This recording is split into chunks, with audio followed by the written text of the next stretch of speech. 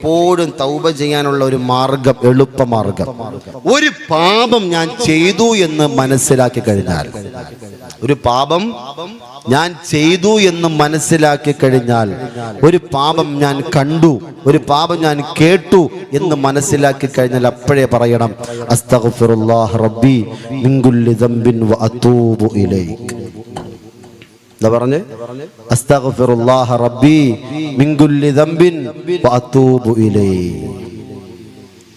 തൗബയായി, ഇസ്തിഗ്ഫാറായി. ഒരൊറ്റ പ്രാവശ്യമെങ്കിലും നമ്മൾ പറഞ്ഞാൽ തൗബ റെഡിയാണ്, തൗബ റെഡിയായി. അല്ലാഹു തൗഫീഖ് നൽകട്ടെ. പക്ഷെ ഒരുപാട് മാനദണ്ഡങ്ങളുണ്ട്, അതും കൂടി നമ്മൾ പാലിക്കണം.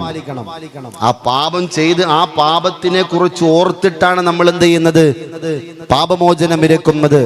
എന്നിട്ട് വീണ്ടും ആ പാപത്തിലേക്ക് പോകാനാണ് നമ്മൾ ശ്രമിക്കുന്നത് എങ്കിൽ ആ പറഞ്ഞ തൗബയ്ക്ക് ഒരു വാല്യൂ ഇല്ല, ആ തൗബയ്ക്ക് ഒരു വിലയും ഇല്ല.